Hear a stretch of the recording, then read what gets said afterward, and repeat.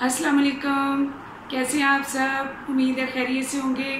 माशाल्लाह रमज़ान शरीफ का आखिरी अशरा भी इख्तिताम पजीर हो रहा है, तो हमने सोचा कि एक चलते चलते वीडियो और शेयर कर ली जाए। तो इस्लाही तलफ़्फ़ुज़ और एराब के हवाले से हमने पहले भी बात की थी, तो आप में से बहुत सारे लोगों को बहुत सारी चीज़ें उसमें से पसंद भी आई, तो हमने सोचा उसी तसलसल को जारी रखते हैं। चलिए देखते हैं। पहला लफ्ज़ है हमारे पास इत्तिफ़ाक़, और नॉर्मली हमारे यहाँ बोला जाता है इत्तिफ़ाक़, और मतलब फ़े के ऊपर और ते के ऊपर ज़बर बोली जाती है। तो असल लफ्ज़ क्या है? इत्तिफ़ाक़। नंबर 2 पर हमारे पास है इंकिसार, और हम नॉर्मली पढ़े लिखा तबका भी इनकसार मतलब इस प्रोनाउंसिएशन के साथ बोलते हैं। तो असल लफ्ज़ क्या है? इंकिसार। काफ के नीचे ज़ेर है और अलिफ के नीचे भी ज़ेर है। नंबर 3 ईसाल। ईसाल सवाब जो हम करते हैं तो वो है ईसाल, तो हम एसाल सवाब कहते हैं, जबकि एसाल सवाब नहीं होता, ईसाल होता है।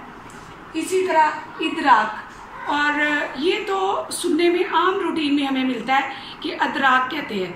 इदराक असल लफ्ज़ क्या है? इदराक अलिफ के नीचे ज़ेर है। चलिए जी, नंबर 5 पर हमारे पास है जुलूस, और इसको भी हम जलूस कहते हैं। और बोल के देखिए तो आप सबको पता चलेगा कि वाकई ये लफ्ज़ हम जुलूस बोलते हैं। सही लफ्ज़ क्या है? जुलूस। जीम के ऊपर और लाम के ऊपर पेश है। इसी तरह बर्फ़, और रूटीन में बोला जाता है बर्फ़, और असली लफ्ज़ क्या है? बर्फ़। इसी तरह सिफारिश, और इसको भी बोला जाता है सिफारिश। सीन के ऊपर ज़बर बोली जाती है, जबकि सीन के नीचे ज़ेर आती है। इसी तरह गिरां, जो गिरां कदर जो होता है, बहुत ज़्यादा के मानों में जो इस्तेमाल होता है, हम उसे कहते हैं फलां शख्स की गिरां कदर खिदमात है। गिरां नहीं होता, गिरां कदर खिदमात होता है। गिरां भारीपन को कहते हैं और गिरां मिकदार में मतलब ज़्यादा होने में कहते हैं। इसी तरह आखिरी लफ्ज़ हमारे पास है मुबारक, और हम कह रहे होते हैं मुबारक, और असली लफ्ज़ क्या है? मुबारक।